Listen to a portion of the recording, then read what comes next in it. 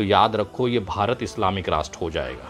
मुसलमानों की आबादी इतनी तेजी से बढ़ रही है कि एक दिन प्रधानमंत्री मुसलमान का होगा और आपका सांस लेना मुश्किल हो जाएगा अपने ही हिंदुस्तान में। আসসালামু আলাইকুম প্রিয় দর্শক শ্রোতা, আজকের ভিডিওতে আমি আপনাদের জন্য একটি খুবই গুরুত্বপূর্ণ ভিডিও নিয়ে উপস্থিত হয়েছি।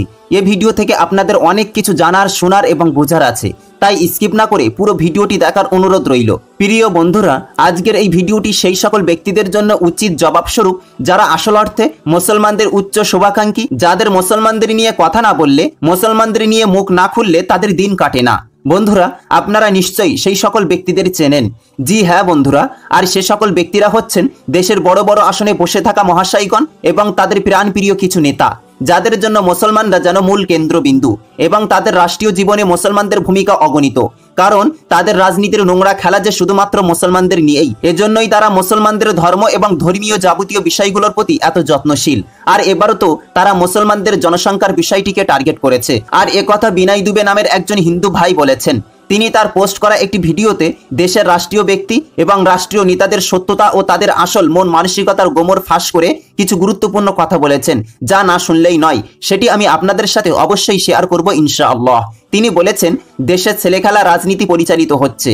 ছেলেবেলায় যেমন মা তার শিশুকে অস্তিত্বহীন ও ভিত্তিহীন ভয় দেখিয়ে খাবার খাওয়াতো এবং বাচ্চাটিও ভয়ে খাবার খেয়ে নিত, ঠিক তেমনই দেশের বড় বড় ব্যক্তিবর্গ হিন্দু সম্প্রদায়ের মনে তারা মুসলমানদের অধিক জনসংখ্যা এবং ভবিষ্যতে ভারতকে মুসলিম রাষ্ট্রের আওতাভুক্ত হওয়ার ভয় দেখিয়ে দেশের হিন্দুদেরকে তাদের মতে সহমত পোষণ করিয়ে মুসলমানদের প্রতি তাদের মনে হিংসা বিদ্বেষ ও ঘৃণার বীজ বপন করছে। শুধু এতটুকুই নয়, সে সকল বিষাত্মক ব্যক্তিদের মনে মুসলিম সম্প্রদায়ের জনসংখ্যা এবং তাদের দুইয়ের অধিক বাচ্চা জন্মদানের বিষয়টি নিয়ে ভয়ে চেপে বসেছে। সে সকল ব্যক্তিদের মতে ভারতের মুসলিম শাসন চালানোর জন্যই মুসলমানরা জনসংখ্যা বৃদ্ধি করছে। তাই হিন্দু সম্প্রদায়কেও মুসলমানদের সাথে পাল্লা দিয়ে দুইয়ের অধিক বাচ্চা জন্ম দেওয়ার উপদেশ দিয়েছেন। 2011 সালের গণকার্য অনুযায়ী দেশে কি পরিমাণে মুসলিম জনসংখ্যা বেড়েছে বা কমেছে, আর হিন্দুদের সে পরিমাণে বাড়তে কত জনসংখ্যার প্রয়োজন হবে, আর তা বাস্তবিত হতে কতটুকু সময়ের দরকার হবে, সেগুলোর একটি ভিডিও ক্লিপটিও সেই হিন্দু ভাই তার ভিডিওতে শেয়ার করেছেন।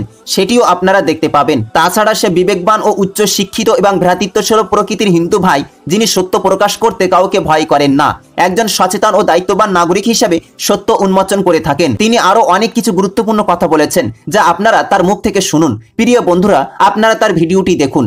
नमस्कार दोस्तों, मैं विनय दुबे मुंबई से। आप लोगों को याद होगा आपके बचपन में जब आप खाना नहीं खाते थे, उस समय आपकी माताजी, आपकी दादी, आपकी चाची, आपकी मामी, आपकी मौसी एक बेड के नीचे आपको अंधेरे में कुछ उंगली करके दिखाती थी कि खाना खा लो, नहीं तो वहाँ से बाबा आ जाएगा, तुमको उठा ले जाएगा, तुमको काट लेगा, तुमको खा जाएगा। बाहर पेड़ पर दिखाया जाता कि अगर तुमने ये खाना नहीं खाया तो पेड़ पर से बाबा आएंगे, तुमको ले जाएंगे, खा जाएंगे।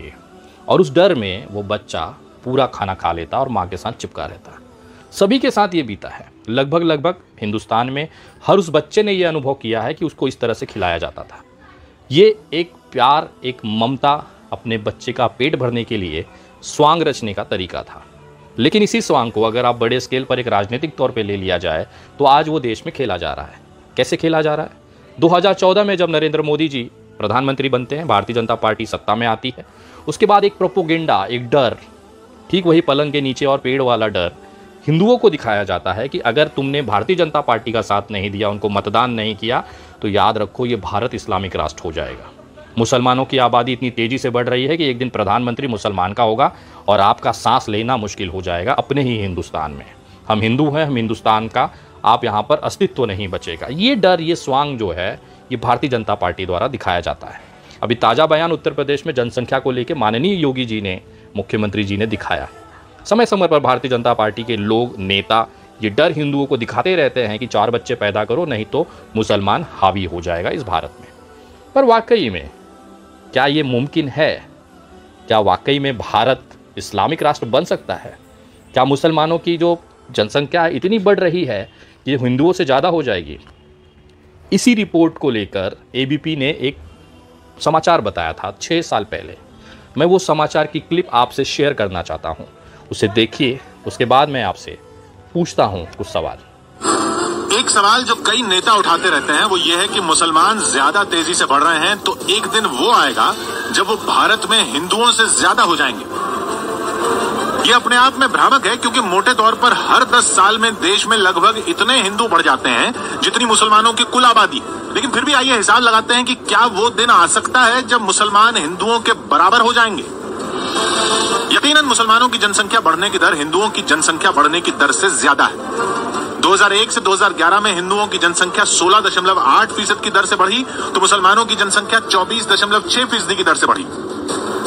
अगर ये मान लिया जाए कि दोनों की जनसंख्या अब आगे इसी रफ्तार से लगातार बढ़ती रहेगी, तो जानते हैं मुसलमानों की संख्या हिंदुओं की संख्या के बराबर कब पहुंच सकती है। और दोनों की जनसंख्या बराबर होने के लिए जानते हैं भारत की कुल जनसंख्या कितनी होगी? 13,000 करोड़। जी हाँ, बढ़ते बढ़ते जब भारत की कुल आबादी 13,000 करोड़ हो जाएगी, तब जाकर हिंदू मुसलमान बराबर होंगे 6,500 करोड़ और 6,500 करोड़। अगर दोनों अपनी आज की रफ्तार से बढ़ते रहे तो, और उसके लिए आपको 2281 के सेंसस का इंतजार करना होगा, यानी 270 साल बाद। यानी इससे बड़ा भ्रम कुछ हो ही नहीं सकता। आजादी के वक्त भी यही भ्रम फैलाया गया था कि जितने मुसलमान हिंदुस्तान में रह गए हैं वो इतनी तेजी से बढ़ेंगे कि देखते ही देखते हिंदुओं से ज्यादा हो जाएंगे। लेकिन हकीकत यह है कि मुसलमानों की जनसंख्या बढ़ने की रफ्तार धीमी हो रही है। 1981 से 1991 में मुसलमानों की जनसंख्या बढ़ने की दर 32.9% थी, जो 1991 से 2001 में घटकर 29.3% हो गई, और 2001 से 2011 के ताजा आंकड़ों में ये दर घटकर 24.6% रह गई है। मुसलमानों के मुकाबले हिंदुओं की जनसंख्या बढ़ने की दर कम तेजी से गिरी है। 1981 से 1991 में हिंदुओं की जनसंख्या बढ़ने की दर 22.8% थी, जो 1991 से 2001 में घटकर 20% हो गई, और 2001 से 2011 के ताजा आंकड़ों में यह दर घटकर 16.8% हो गई। यानी 1981 से मुसलमानों की बढ़ने की दर 32.9% से घटकर 24.6% पर आ गई, जबकि हिंदुओं की बढ़ने की रफ्तार 22.8% से घटकर 16.8% पर आ गई। लेकिन हिंदू इतने ज्यादा हैं कि इसी दर पर अगले 10 साल में मुसलमान 4 करोड़ बढ़ेंगे तो हिंदू उनसे चौगुने यानी 16 करोड़ बढ़ जाएंगे। यानी 2021 में हिंदू 112 करोड़ और मुस्लिम 21 करोड़, 2031 में हिंदू 131 करोड़ और मुस्लिम 26 करोड़।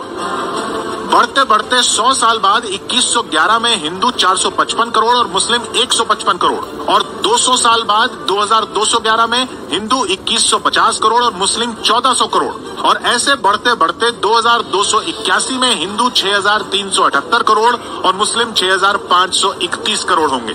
यानी 270 साल बाद जाकर मुस्लिम हिंदुओं से ज्यादा होंगे।